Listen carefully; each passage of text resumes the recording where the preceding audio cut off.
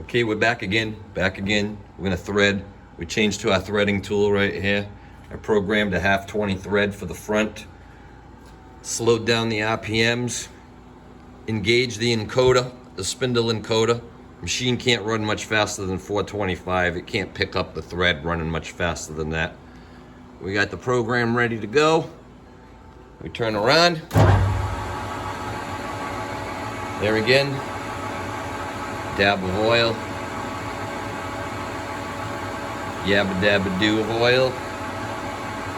A little on the tool. Machine's ready to run. We're gonna hit track. We're gonna track. We're gonna approach.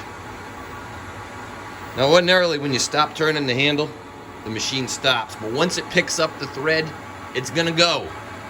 So fingers crossed. You can't stop it unless you hit the E-stop once it begins to go. So it's gonna get, boom, picked up the thread, she's going. Boom, first cut.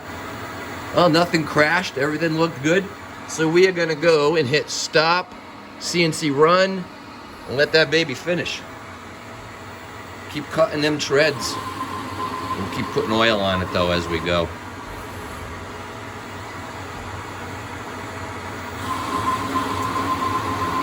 We're threading.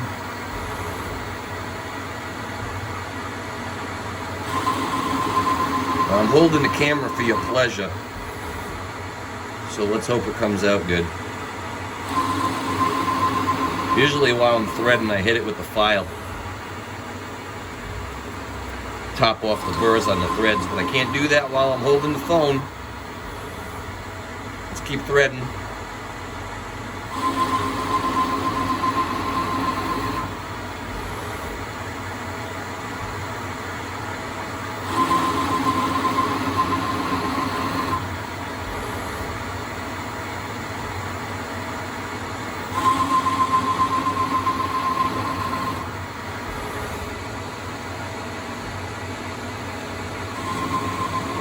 So it was like 8 passes and then 2 spring passes. That looked to me like a spring pass. Oh, that was the second spring pass.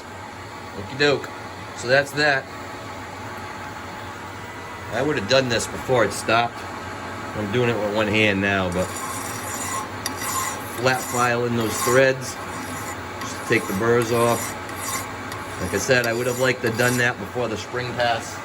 But I'm operating one-handed here. Bear with me. We'll Scotch-Brite the threads.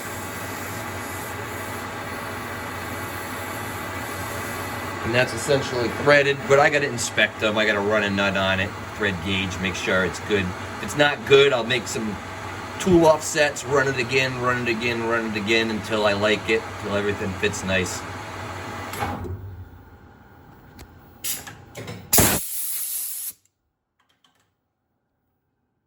There you go. 1/2 inch 20 threads.